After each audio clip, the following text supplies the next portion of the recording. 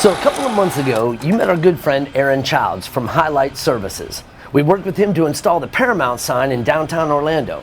And if you remember, they went up 200 feet in a swing stage to install that sign. What happened next was insane. They rappelled out of the swing stage to complete the installation.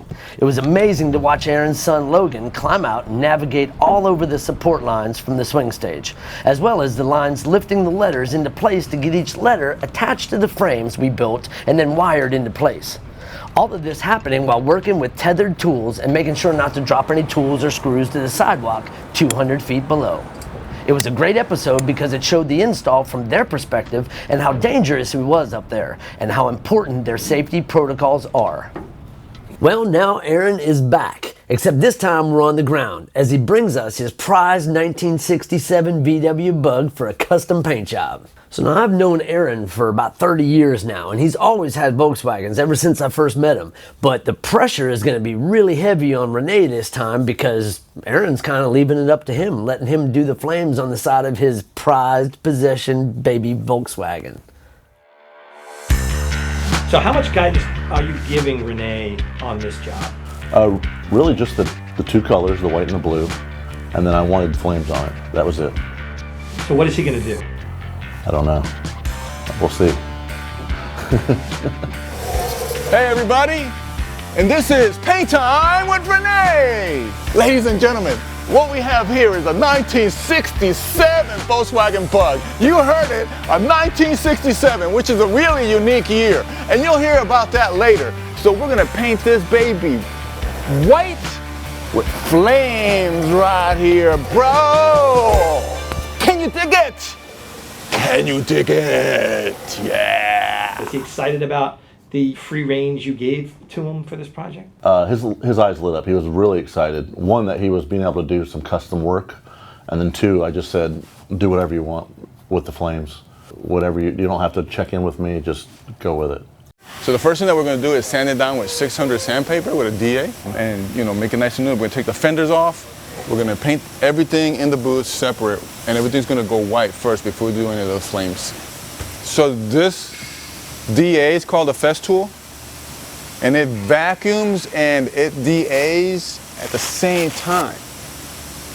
And what we're going to do is we're going to put a soft pad on this here. You see those holes? That's what's going to suck up all the sanding dust. It's going to go through here. This is how the sponge kind of conforms to the shape of the bug.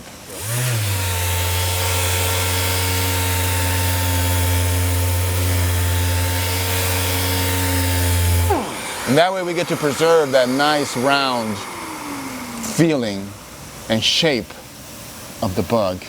I've always loved the body lines of the VW Bug. Growing up, all my uncles had VW Bugs, so when I went over, family functions, there's usually 3 or 4 Volkswagen Bugs that were sitting out in the front. It was just always a fun car. It's very unique. So notice that this car does not have any running boards. It took the handles off. Check this door out, man. This is really cool. This, baby. Huh? How cool is that? Oh, you know what we're going to do? By the way, since I opened the door, we're going to have the flames, go into here. So it's going to be wrapped around in here, and here, and here, and here. I like it. When I was younger, the fad was to make them crazy, make the paint bright, make the stereo loud, make the lights bright. And the trend now is it's gone away from that. It's more either make it look stock or make it look like you just found it in the back of a barn and you just made it run and you drove it to a car show. It's the new look. I guess I'm still old school. I love the flamboyance of it. I love the driving down the road and people wanting to take videos of your car just because it's so different. It doesn't look like every other car on the road. So we have taken all of the parts of the Volkswagen off. We got the doors here, and then we're going to paint the hood and the trunk on both sides, and then the doors are going to be hung so we can paint all the way around.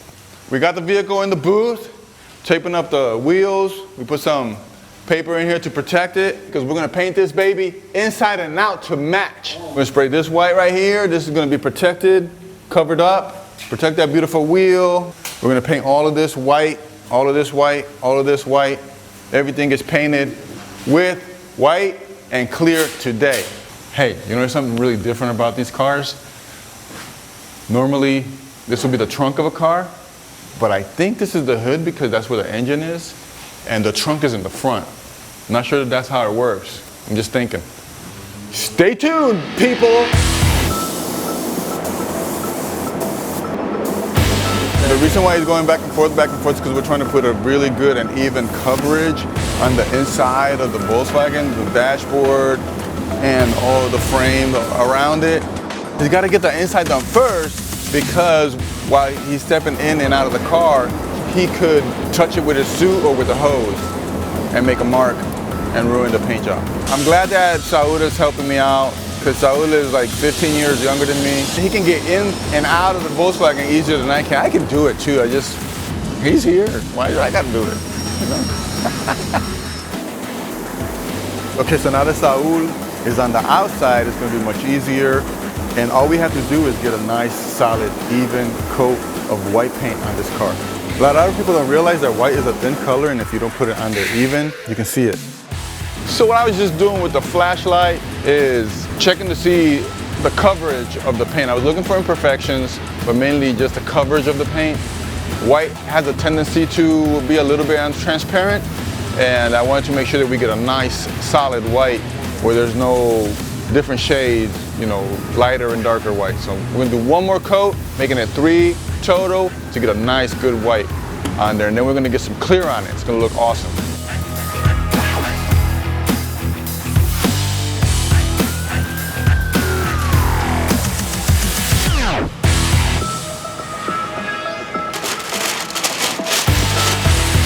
Now that we finished painting the car and putting the clear coat on it, we're gonna sand the sides of the doors so that we can put the flames on it. So now that we got the doors back on, you can tell the difference in the sheen on the door and the roof. See how nice and glossy it is on the roof? Where my buddy Saud did a great job painting this car. Now if you look at the door, you see that there is no sheen, there's no gloss. It's because we're going to do the graphics on here first. We're gonna tape them up, airbrush it, peel off the tape, and clear everything so that it's glossy just like the top, and it will match. It's gonna look awesome. So this is a spray mask that Jason did for this car. I drew it out with a pinstripe on the car, took a picture of it. He made 2 spray masks, 1 for each side, so the flames could be identical on both sides. The important thing with lining this up for me was that everything was under the body line, kept it there. These flames are designed especially for this car. So number 2, I wanted it to come off of this fender, right? So that they could have something on this fender right here. Number 3 is at the end where this fender is, I wanted these flames to be longer and shorter so that it would go with the shape of the car. And tell me what you're doing. Today I'm going to be a wrap guy. What I'm doing here is I'm going to put a piece of tape here. It's going to go up here and it's going to hold this down. Then I can peel off the backer on this side, squeegee it down, take the seam off, and then I could peel off the backer on this side and squeegee it down. What is this paper that you got? That's transfer tape. It allows you to transfer the vinyl onto the car, and it keeps the spacing of the flame. That way the flames are intact. You might assume that I was going to paint this with an airbrush, but no. I got this guy right here, my best friend. So what we're going to do is just get some silver all around these flames, so that way I can tape it up and have a nice silver pinstripe and do the blue. Are you happy with the placement of the flames? Yeah, I think the flames are great. I think Jason did an awesome job laying it out on the spray mask. So this is how you used to do big boats too, with a spray mask? Well, back in the day we did everything by hand. So you didn't use spray mask? No, we just taped everything. So this makes things much easier? Much easier. And not only that, but the two sides will match.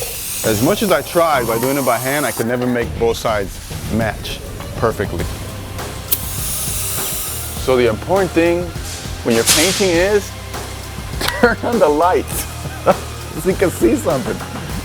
So now that we have the silver sprayed on here, I'm taking the blue fine line, covering up the silver so that I can spray this in blue. And then when I take the tape off, that will be silver. We'll have a silver pinstripe around it. Now when I peel it off, it's going to be white with a silver pinstripe and blue flames. And now I'm going to start putting some blue highlights on the flames before I peel it off. The blue highlights are just going to give the flames some depth.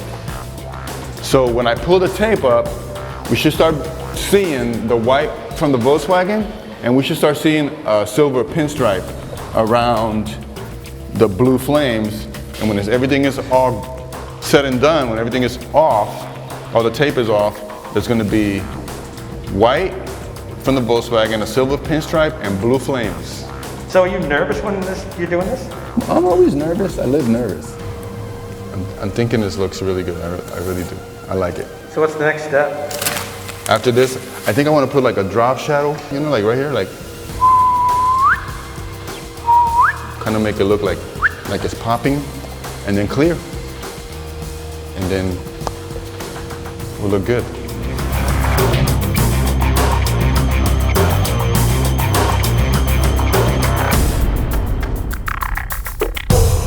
So we peeled everything off and cleaned everything, and now we're going to go ahead and with the airbrushing we're going to put a little drop shadow right here on all of these.